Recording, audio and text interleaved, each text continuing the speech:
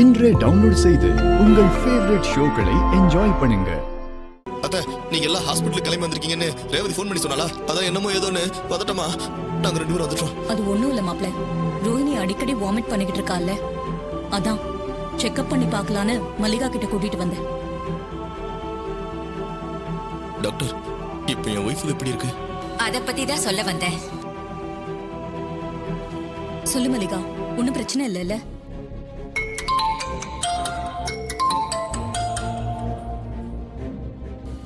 Hello hello hello அக்கா, doctor ஒரு நிமிஷம். அக்கா, இப்ப கேக்குதா? சொல்லுங்க. ஐயோ, எந்த பிரச்சனையும் இல்லைங்க, நான் கூப்பிடுறேன். டாக்டர் சொல்லுங்க ராஜா. ஒரு நிமிஷம் உங்ககிட்ட கொஞ்சம் பேசணும். போயிட்டாங்க டாக்டர். ரோ, அத்தைகிட்ட சொல்லல. இல்ல, சகல எப்படியா சமாளிச்சிருவாப்ல. சரி வச்சிடுறேன். என்ன ஒண்ணும் இல்லல்ல? நீ வா. சரி வா.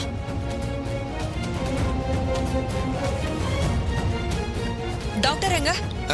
ஒண்ணும் இல்ல, இதோ பேசிட்டு வரேன்னு சொல்லி போயிருக்காங்க. இப்ப இவன் எதுக்கு டாக்டர் அழைச்சிட்டு போய் தனியா பேசணும்னு போயிருக்கான்? அன்னைக்கு வீட்டுக்கு வந்த டாக்டர் கிட்டயே தனியா கூட்டிட்டு போய் ஏதோ பேசினானே, ஏதோ தப்பா இருக்கே. வரட்டும், என்னன்னு பார்க்கலாம்.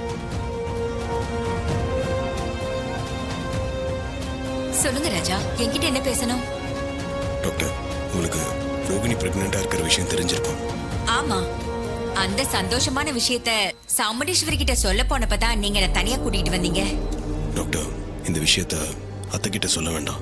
ஏன் ராஜா அப்படி சொல்றீங்க? ரோகிணி 3 வருஷம் கழிச்சு உண்டாயிருக்கா. இத சாமுண்டீஸ்வரி கிட்ட சொன்னா எவ்வளவு சந்தோஷப்படுவா தெரியுமா? இல்ல டாக்டர், இதுல ஒரு சிக்கல் இருக்கு.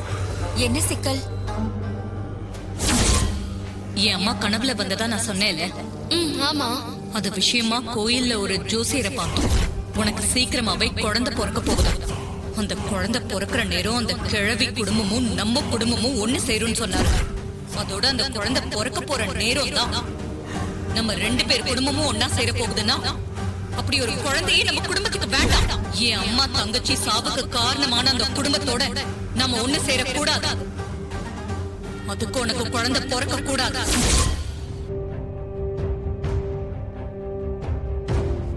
டாக்டர், அத்தை பொறுத்த வரைக்கும் இந்த குழந்தை பிறந்துச்சுன்னா எங்க 2 குடும்பமும் ஒன்று சேர்ந்துரும். அது நடந்துடக்கூடாதுன்னு அவங்க நினைக்கிறாங்க. இவ்வளவு வருஷம் கழிச்சு மயிலும் ரோகிணியும் குழந்தை பிறக்க போற சந்தோஷத்துல இருக்காங்க. அதுக்காகவாது இந்த உண்மையை நீங்க மறைக்கணும் டாக்டர்.